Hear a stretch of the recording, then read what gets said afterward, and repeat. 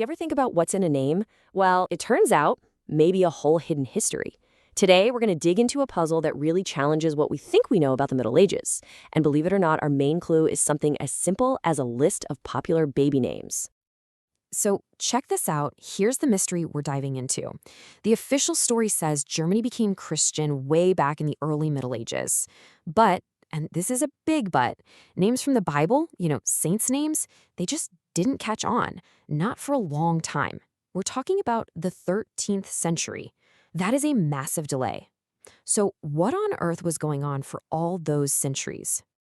Yeah, you heard that right. 800 years. I mean, just let that number sink in for a second. That's the gap we're trying to figure out. It's a huge historical puzzle, and it just begs for an explanation. All right, so to crack this case, we gotta understand the rules of the game. How did people even pick names for their kids back then? Because it turns out the trends changed a lot. Okay, so historians basically see three big eras. First up, in the early Middle Ages, it was all about individuality. There was this huge, diverse pool of names. Then, starting around the 10th century, a new trend takes over. People start naming their kids after their rulers, the local princes and kings. And finally, boom, from the 13th century on, we get this explosion of saints' names. And that's the big shift we're really digging into. Now, here's something you gotta understand, and it's super important. Naming wasn't really a class thing. The historian Wilfred Siebeck points out that whether you were a farmer or a fancy noble, you were pretty much pulling from the same list of popular names. And that's what makes the exceptions to this rule so fascinating. And speaking of exceptions, here's a big one. The Carolingian dynasty. We're talking Charlemagne's family. They were really protective of their names. Names like Karl and Pippin, totally off limits. You just wouldn't find a regular guy named Karl back then. That name only became common centuries later. For them, it was a mark of royal identity, kept on total lockdown within the family. Right. And the other VIP club for names? The papacy. The names the popes chose were for them, and only them. And what's wild is that right when it was getting super popular to name your kids after kings and princes, the popes' names actually became more exclusive, not less. So you've got these two incredibly powerful groups, royalty and the church leadership, basically saying, these names are ours, hands off. Okay, so with all that context, let's get to the smoking gun, the core evidence.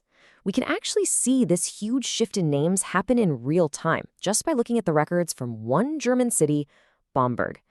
And let me tell you, the data here is, well, it's pretty mind-blowing.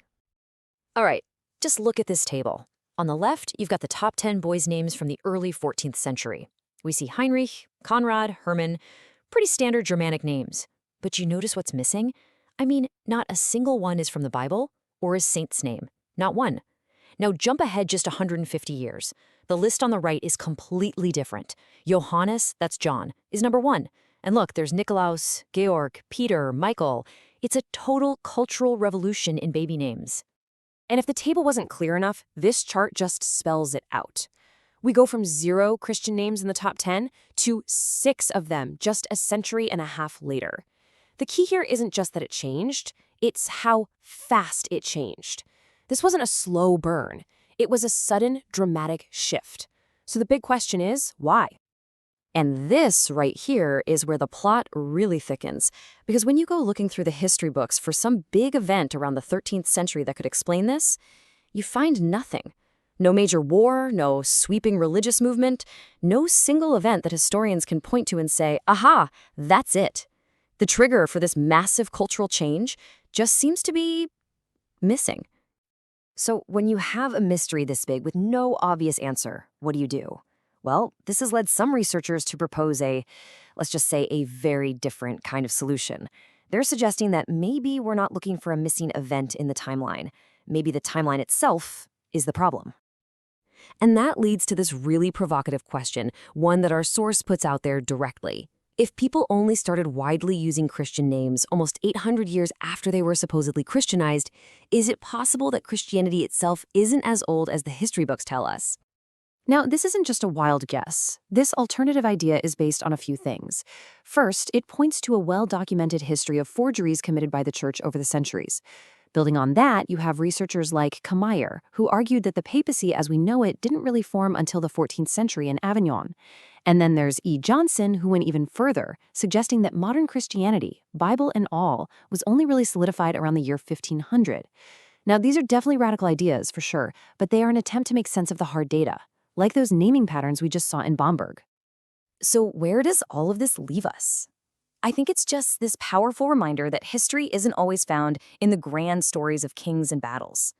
Sometimes, the most profound clues are hiding right there in plain sight, in the most everyday things.